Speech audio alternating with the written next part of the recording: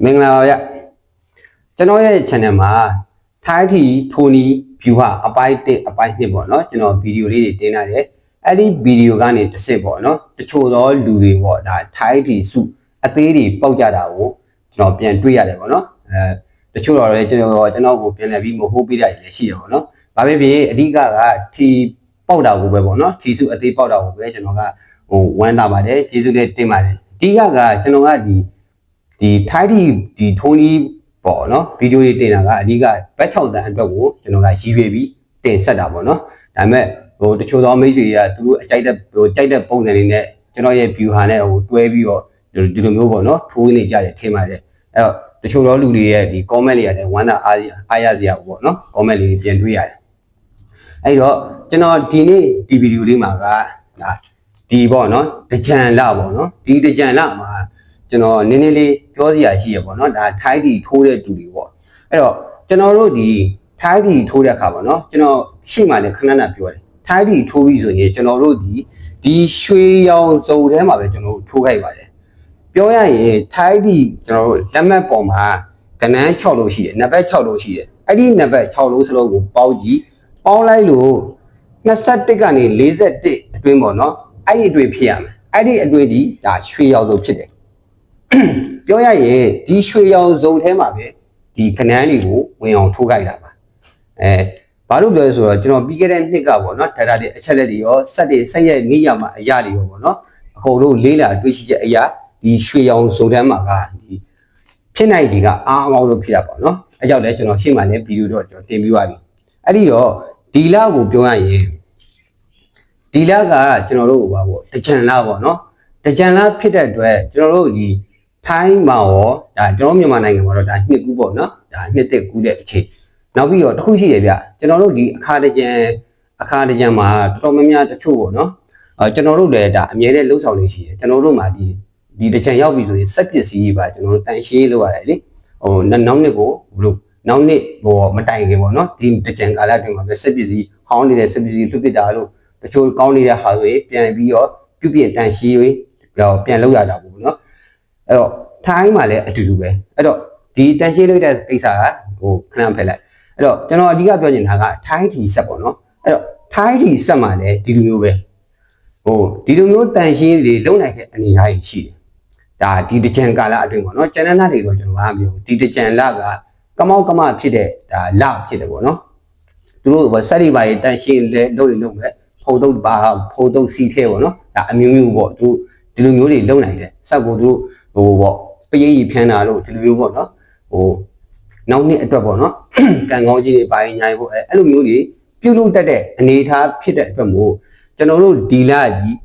းဘယ်ဇုံထဲကိုဝင်နိုင်မလဲဆိုရင်ဒါခံမရခက်တဲ့ဒါအနေအထားဖြစ်တဲ့ပေါ့နော်ပြောရရင်ဒီလကြီးကမောက်ကမလအဲ့ဒီတော့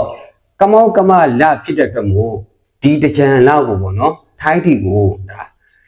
ကျွန်တော်ပုံမှန်လေးပဲပြောမယ်နော်ထိုင်းထီထိုးတဲ့အနေအထားမှာဒီလတလောက်ကိုခဏရှောင်သိခြင်းတယ်ရှောင်သိခြင်းတယ်ဆိုတာကဒီတကြံလမှာဒီကမောက်ကမလဖြစ်တဲ့အတွက်ဒီအနေအထားတွေကပေါ့နော်ခဏထွက်ကြလာဖို့ပုံစံအနေအထားတွေကအမျိုးမျိုးဖြစ်သွားနိုင်တယ်ပြောင်းလဲမှုတွေဖြစ်သွားနိုင်တယ်ပေါ့နော်အဲ့ဒီတော့ကျွန်တော်အဲ့တော့တချို့ကလည်းမေးတယ်မဟုတ်ငါတို့ကတော့ဒီလတော့ကန်တော့စမ်းကျင်တယ်ဒါပေမဲ့ဘယ်ရွှေရောင်စုံထဲမှာဒါမှမဟုတ်ထိုးရမလဲဒါမှမဟုတ်ရင်ဒီဘယ်ကနန်းတွေကိုဦးစားပေးပေါ့နော်ရွေးချယ်ကန်ဆန်းတစ်တယ်ဒီနေရာမှာကျွန်တော်အနေငယ်ပြောပြချင်ပါတယ်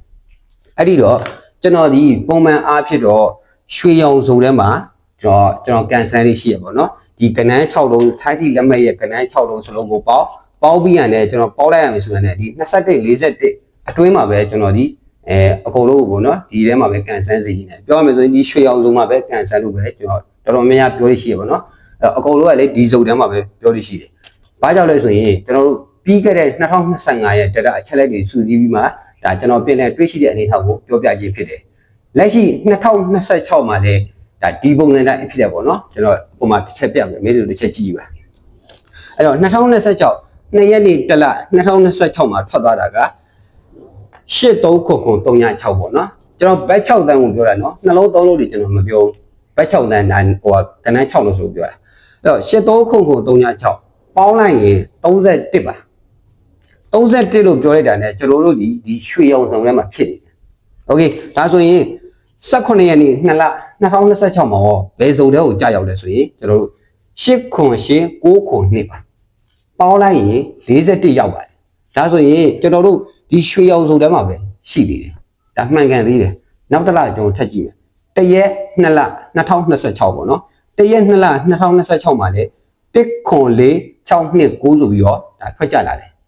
ထွက်ကြလာတဲ့အနေအထားမှာပေါင်းလိုက်ရင်29ပေါ့ဒါလည်းရွှေရောင်စုံထဲမှာပါနေသေးတယ်โอเค16ရက်2လ2026မှာထွက်တဲ့ဘတ်6တန်နံပါတ်ဒီ340 563 343 563ပေါင်းလိုက်ရင်21ရွှေရောင်စုံထဲမှာရှိပါတယ်တရက်3လ2326ဟော2026ပေါ့နော်တရက်3လ2026မှာထွက်တဲ့ဘတ်6တန်နံပါတ်ဒီ823866ပေါင်းလိုက်ဒီပေါင်းချင်းရလက်ဒီ30ပါဒါလည်းကျွန်တော်တို့ရွှေရောင်စုံထဲမှာပဲရှိပါတယ်အဲ့တော့16ရက်3လပေါ့နော်ဒါပြီးခဲ့တဲ့လပြီးခဲ့တဲ့အပတ်ကထွက်သွားတာ16ရက်3လ2026မှာထွက်သွားတာက833339ပေါင်းချင်းဒီ23ပါအဲ့တော့ဒါပြောရရင်ဒီရွှေရောင်စုံကတော်တော်ကြီးကိုအားကောင်းတယ်ဒါပြီးခဲ့တဲ့နှစ်မှာလည်းအဲ့လိုအားကောင်းလို့တယ်ကျွန်တော်ဒီနှစ်အတွက်ဆိုပြီးတော့ဒီထိုင်းဒီထိုနီဘီဝအပိုက်တိတ်ဆိုပြီးတော့ကျွန်တော်ကမိတ်ဆွေတို့ကိုပြန်ပြီးတော့ဒါတင်ပေးပြောပြဝေမျှလိုက်တာပါအဲ့ဒီတော့ဒီအနေထားမှာဘာလို့ဒီတချန်လကကမောက်ကမဖြစ်လဲဆိုရင်ကျွန်တော်တို့2025တစ်ချက်ကိုပြန်လာကြည့်အောင်အဲ့တော့ကျွန်တော်အပေါ်မှာတစ်ချက်ပြပေးမယ်နော်မေးစီဒီကတစ်ချက်ကြည့်ပါโอเคပြီးခဲ့တဲ့ကျွန်တော်တို့2025ကိုတစ်ချက်ကြည့်အောင်မေးစီကဒီအပေါ်ကကြည့်ပြီနော်အဲ့ဒီမှာကျွန်တော်တို့ဒီအပေါ်ကနေပေါ့နော်2ရက်တလ2025နေပြီးတော့မေးစီဆင်းလာကြတယ်နောက်ဆုံးဒီမှာတောက်လျှောက်ဆင်းလာတာနော်ရွှေရောင်စုံထဲမှာပဲဒါရှိနေတယ်ပေါ့နော်ဒီတကြံလလည်းရောက်တော့သူကဖောက်လာတယ်ကမောက်ကမဖြစ်သွားတယ်ပေါ့နော်တရက်4လ2025 669 68ခုဆိုပြီးတော့42အမြင့်စုံကိုရောက်သွားတယ်အဲ့ဒီမှာပြောရမယ်ဆိုရင်ဒီလဒီကမောက်ကမလဖြစ်တယ်ဒါခုနကကျွန်တော်ပြောလို့ပဲပေါ့နော်ဒီတကြံလလေးကိုတော့ထိုင်းဒီထိုးတာကိုရှောင်စီခြင်းတယ်လက်ရှိအနေထားရဒီလိုကမောက်ကမဖြစ်ခဲ့တဲ့လဒီဒါပြီးခဲ့တဲ့နှစ်ပေါ့နော်လမှာလည်းသူကအမြင့်စုံကိုကြော်ထွက်သွားပါပေါ့နော်အမြင့်စုံထဲမှာပါဝင်နေတယ်โอเคအဲ့တော့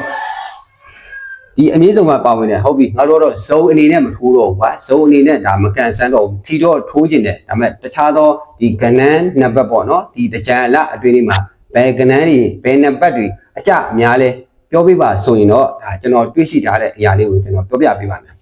အဲ့တော့ဒါအခုတကြံလောက်ကိုမှကျွန်တော်ပြီးခဲ့တဲ့9နှစ်စာကိုကျွန်တော်စရေးပြန်ရေးလိုက်မယ်เนาะစရေးပြန်ရေးတဲ့ခါကျရင်ဒီမှာတရက်4လ2021ကနေကျွန်တော်စပြီးမယ်အမှန်2020ကနေစမယ်2020ကတော့ကိုဗစ်စဖြစ်တဲ့ချိန်ကိုဗစ်ဖြစ်တဲ့ချိန်ပေါ့နော်အဲ့မှာထိုင်းတီကိုရက်ရွှေ့ပြီးတော့ပြန်လောက်ရတဲ့အနေအထားဖြစ်တော့ကျွန်တော်အဲ့ဒီလောက်ကိုအဲ့ဒီနှစ်ကိုမပြတ်တော့ကျွန်တော်ဒီ2021ကိုပြန်တွားမယ်2021 22 23 24 25ဒီတကြံလပဲเนาะဒီတရက်နေ့အတွက်အဲ့တော့တရက်4လ2021မှာဒီထိုင်းတီနံပါတ်ကျလာတဲ့ခဏန်းပေါ့နော်ဒီဆက်ဒီဘောလုံးပေါ့နော်ကျလာတဲ့နံပါတ်ဒီ4ခွန်22ခွန်3ရမိတ်ဆွေမြင်ရလားမသိနည်းတော့တိခိုက်မိကြည့်ပြီနော်အဲ့တော့4ခွန်22ခွန်3ရဒါကျလာပေါင်းရင်းဒီ22ရွှေရောင်စုံထဲမှာရှိပါတယ်ဒါ21နော်အဲ့တော့2022နှစ်ပေါ့နော်တကြံလတရက်4လ2022ကိုကြည့်မယ်ဆိုရင်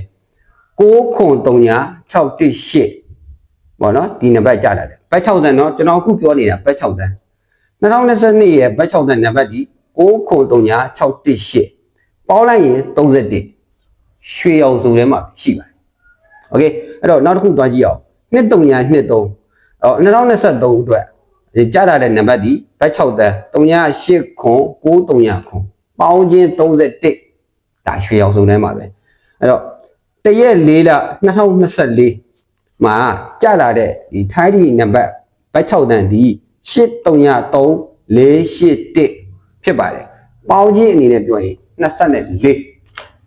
ဒါပြောမယ်ဆိုရွှေရောင်စုံကတော့အားကောင်းနေအောင်တွေ့တာပေါ့နော်ဒါပေမဲ့ပြီးခဲ့တဲ့နှစ်ကနေစပြီးပေါ့နော်ဒီတချန်လပေါ့နော်ဒီနောက်ဆုံးပြီးခဲ့တဲ့နှစ်မှာတရက်4လ2025မှာတော့66968 ရွှေရောင်စုံကနေပြီးတော့တောက်လျှောက်ကြတယ်တောက်လျှောက်ကြရဒီမှာဒီကောဖောက်လာပြောမယ်ဆိုရင်ကျွန်တော်တို့လက်ရှိကတော့ဒါရွှေရောင်စုံကနေဒါဟိုကမောက်ကမဖြစ်တဲ့လွယ်ဒီရွှေရောင်စုံအနေထားဒါမမှန်တော့ဘူးပေါ့နော်ပြောချင်တာကအဲ့တော့ဇုံအနေနဲ့ကိုကမရွေးချယ်ပေါ့ဘူးတော့ပေါ့ကဏ္ဍနံပါတ်ပေါ့နော်ဒီအဖြစ်အများဆုံးအကြအများဆုံးပေါ့နော်ဖြစ်လာနိုင်တဲ့ကဏ္ဍတွေပြောပါဆိုရင်ဒီမှာလက်ရှိဒီကျွန်တော်ဒီဘက်မှာရေးထားတယ်ခုနှစ်3ညခွန်3ညဒီကဏ္ဍနှလုံးမှာတစ်လုံးကိုတော့ကျွန်တော်တို့ပေါကစားကြည့်တယ်နောက်တစ်ခုရှိတာကကျွန်တော် Tiny Tony View ကအပိုင်းဟိုနှစ်မှာကစက်မှုနှလုံးသား theory ဒါကကျွန်တော်ဘယ်ချိန်ဘယ်ခါပဲဖြစ်ဖြစ်ပေါ့နော်ဒီဆက်ကနေပြီးတော့အကြအများဆုံးကဏ္ဍကိုကျွန်တော်ယူထားတာ9သို့မဟုတ်9ဒါတချို့တော့လူတွေသိမှာပေါ့နော်ဒီနှလုံးထဲမှာတစ်လုံးကိုတော့ကျွန်တော်တို့ကပါအောင်ဒါထည့်တွင်းဒါထိုးရမယ်ပေါ့နော်တစ်လုံးပေါ့နော်ပါအောင်ထိုးရမယ်အခုဒါတကြံလအတွင်းကိုမှကြားလာတဲ့ဒီစက်ထဲကနေကြားလာတဲ့ကဏ္ဍပေါ့နော်နံပါတ်အမျိုးအစားကြီးဘောလုံးနံပါတ်အမျိုးအစားကြီး9ရဲ့3ညအဲ့တော့ကျွန်တော်တို့ဒီ2021ကိုပြန်ကြည့်မယ်ဆိုရင်ခွန်3ညဒီဘောလုံးနံပါတ်ပါပါတယ်ဗျဒီမှာလည်းခွန်ပါတယ်ဒီမှာလည်းခွန်ပါတယ်ခွန်3ညပါတယ်ကျွန်တော်ချက်လိုက်ပြီနော်အဲ့တော့ပါလာတဲ့အနေထားကိုပြောလိုက်မယ်ပြောမယ်ဆိုရင်ခွန်ပါရပါမပါရင်3ညပါမယ်ပြောမယ်ဆိုရင်ခုနလိုပေါ့ဗျာကျွန်တော်တို့9ခုမှာတစ်လုံးပါအောင်ကစားဒီအခုဒီတကြံလမ်းမှာလည်းဒီ9နဲ့3ညကိုဒီနှလုံးမှာမိတ်ဆွေကြိုက်တယ်ပေါ့နော်တစ်လုံးဖြစ်ဖြစ်ဒါပါအောင်ကစားကြည့်ပါတယ်ဟုတ်ကစားစီချင်ပါတယ်အဲ့တော့ကျွန်တော်2022ကိုပြန်သွား980 618နော်ဒီမှာခွန်3ညဒါဆိုနှလုံးလုံးပါတယ်အပေါ်မှာ3လုံးတော့ပါတယ်နော်နောက်တစ်ခုပြန်သွား2023မှာကျတော့3ညပါတယ်ခွန်ပါတယ်3ညပါတယ်ခွန်ပါတယ်ဒါဒီခွန်3ညကဒီနှလုံးမှာတစ်လုံးတော့ဒီဟိုအမြင်နဲ့ကြာမှာเนาะတစ်ခုမှတစ်ခုတော့ကြာတယ်အနေထားတွေ့ရတယ်အဲ့တော့2024ကိုပြန်သွားမယ်ဆိုရင်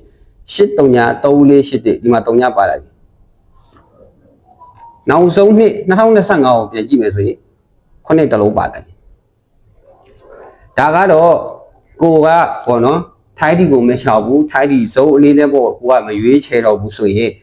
ကဏ္ဍတစ်ခုတော့ဟိုအကြအများဆုံးကဏ္ဍကိုပြောပါဆိုရင်ဒီခုနှစ်နဲ့3ညပေါ့နော်အဲ့ခွန်3ညကတော့အကြအများဆုံးနံပါတ်ဖြစ်ပါတယ်အဲ့ဒီထံမှာမိမိကြိုက်တဲ့ဟာတော့တစ်လုံးတော့နော်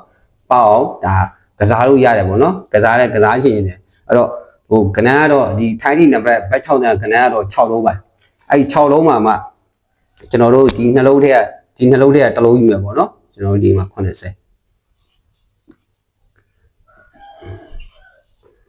အဲ့တော့ကျွန်တော်ပြောနေကြပါတော့စက်မှုနှလုံးသား theory ကဒီစက်မှုနှလုံးသား theory က9 3ဟုတ်9ကတော့ဒါပုံမဲ့အမြင်လိုက်ပေါ့နော်ဒါဟိုကဏ္ဍတည်လို့တော့ပြောလို့ရပေါအောင်ကစားခြင်းခြင်းပါတယ်ပေါအောင်ထိုးစေခြင်းပါတယ်ပေါ့ကို9ကြိုက်တာ9ကြိုက်ကို9ကိုကန်ဆိုင်ကိုကြိုက်ရင်ကိုဒါထည့်ကစားတရားနော်အခုတကြံလာမှာတော့ဘာတွေအကြများလဲဆိုရင်ခွန်3ညပါအဲ့ဒီခွန်3ညမှာမှ9ကြိုက်ရင်9ကိုဒါဘက်6ညမှာထည့်ပြီးကစားဟိုကစားလို့ရပါတယ်ဒါပြီးတော့3ညပေါ့နော်ခွန်ကြိုက်မကြိုက်ရင်3ညပေါ့အဲ့တော့ဒီခွန်3ညနှလုံးထဲကတစ်လုံး9ခုထဲကတစ်လုံးဒါမိတ်ဆွေတို့ဒါကစားမယ်ဆိုရင်ဒါထည့်ပြီးကစားလို့ရနိုင်ပါတယ်အဲ့တော့တချို့တော့မဟုတ်ဘူးစုံအနေနဲ့ကိုယ့်ကိုဒါကတော့စုံအနေနဲ့ဘယ်စုံကိုရွေးချယ်တင်လဲဆိုတော့ဒါမိတ်ဆွေတို့စဉ်းစားပါကျွန်တော်တော့ပြောပြီးပါပြီကျွန်တော်တို့ဒီနှစ်အတွက်လည်းကျွန်တော်တို့ကအမြဲတမ်းကျွန်တော်ထိုးရင်လည်းဒီရွှေရောင်စုံထဲမှာပဲထိုးပါတယ်မိတ်ဆွေတို့ကဒီအမြင့်စုံမှာဟိုပြန်ကြနိုင်ထင်တော့ဒါကိုယ့်ကိုတွက်ချက်ပေါ့နော်ဟိုမဟုတ်ဘူးတချို့ကလည်းဒီအနေစုံလည်းကြားနိုင်တယ်ဆိုအနေစုံပဲကစားဘယ်စုံပဲကစားပါကျွန်တော်ပြောတဲ့ဒီကဏ္ဍနံပါတ်လေးကိုတော့ဒါပါအောင်ကစားစီခြင်းပါလေညဒါထည့်ထည့်ကစားခြင်းကြီးပေါ့နော်ဒါလုံးဝကိုထိုင်းထီထိုးဖို့မရှောင်နိုင်ဘူးဟိုကျွန်တော်တော့ထိုင်းထီမထိုးစေချင်ဘူးဆိုတာဒီတလပေါ့နော်ဘာလို့ဆိုတော့ဒီကမောက်ကမလဖြစ်တဲ့အတွက်စက်ရစအကုန်လုံးကသူကတန်ရှင်းပါအကုန်လုပ်တာလေလူတွေကစဒီတချံကာလဆိုတော့သူတို့ရဲ့စိတ်တွေစေတာဒါဘလို့ပုံစံတွေဖြစ်သွားမှာဆိုတော့ဒီကာလကြီးကကမောက်ကမနေနေဖြစ်အောင်ပြောရင်ပြောမယ်ဟုတ်နော်ဟိုအမျိုးမျိုးပေါ့စိတ်ကပြောမယ်စိတ်ဆိုးနေပဲဟုတ်မယ်အဲ့လိုပုံစံမျိုးရှိတယ်လှဲတဲ့ဆက်ကိုလှဲတဲ့လူရဲ့အနေထားပေါ့နော်အဲ့ဒီအနေထားကိုကျွန်တော်ပြောပြတာအဲ့တော့ကမောက်ကမဖြစ်စရာကြီးလေဒီလကဒါအခါတကြံဒါကျွန်တော်တို့တက်တော့ဒါနှစ်ကူပေါ့နော်ပြောစရာကောင်းတဲ့အခြေစုံပဲထိုင်းထီမှာတော့ဒါကကမောက်ကမဖြစ်တဲ့လဖြစ်တယ်မလို့ဒါအခုဟိုကျွန်တော်တော့ဟိုဒီထိုင်းထီကိုဒါတော့မထိုးစေချင်ဘူးเนาะဒီတကြံလာတော့ထိုးမယ်ဆိုရင်လည်းဒါလုံးဝကိုဟိုဘာဖြူဒါတော့တစားတော့ထိုးမယ်ဆိုရင်ဒါလက်ရှိကျွန်တော်အခုပြောပြတဲ့အတိုင်းပဲ ဇုံအနေနဲ့သွားမယ်ဆိုရင်လည်းဒါမေးချူလို့ကြိုက်တဲ့ဇုံကိုသွားပါကနန်းနံပါတ်အနေနဲ့ပြောမယ်ဆိုရင်တော့ကျွန်တော်တို့993ညဒီတဲက2လုံးပေါ့နော်99မှာတစ်လုံးပါအောင်ကစားပါခွန်3ညမှာလည်းတစ်လုံးပါအောင်ကစားပါဗျโอเคအဲ့တော့ကျွန်တော်ဒီနေ့ဗီဒီယိုလေးကတော့ဒီတကြံလားဒီကမောက်ကမလဖြစ်တဲ့အတွက်ထားထိနံပါတ်ကြလာမှာကနန်းနေဒီကျွန်တော်တို့ခမရခက်တဲ့ပုံစံအမျိုးမျိုးဖြစ်သွားနိုင်တယ်ခပ်ပြီးခဲလာနေဆိုရင်တော့ပြဿနာမရှိကျွန်တော်တို့ကရွှေအောင်ဆိုထဲမှာပဲကျွန်တော်ကစားတယ်ပေါက်တာမပေါက်တာတော့နောက်ကန်တာပေါ့နော်ဒီကျွန်တော်တို့ကြိုက်တဲ့9 3 9ကတော့ကျွန်တော်တို့ပါအောင်ကစားတယ်အဲ့တော့ရာကန်လေးနဲ့ပြောမယ်ဆိုရင်ကျွန်တော်ပြောတဲ့ဒီရွှေအောင်ဆိုတွေ9 9တွေဆိုတာဒါအကြအများဆုံးနဲ့ဖြစ်နိုင်ကြီးအများဆုံးရှိတဲ့ပုံစံပေါ့နော်80ရာခိုင်90ရာခိုင်နှုန်းအထက်မှာရှိတယ်ကျန်တဲ့မဖြစ်နိုင်ဘူးကြမလာဘူးထင်တဲ့ဟာက30ပဲရှိတယ်โอเคကျွန်တော်ရဲ့ဒီဗီဒီယိုလေးကိုဒီမှာပဲအဆုံးသတ်ပြရစီဗျာဒီဗီဒီယိုလေးကိုသဘောကျနှစ်သက်ရင်လည်း like လေးချီးမြှင့်ခဲ့ကြပါဦးခင်ဗျာကဲအားလုံးပဲနှစ်သက်အခါသမယမှာလုပ်ငန်းကိုင်ငန်းတွေအဆင်ပြေကြပါစေဗျာ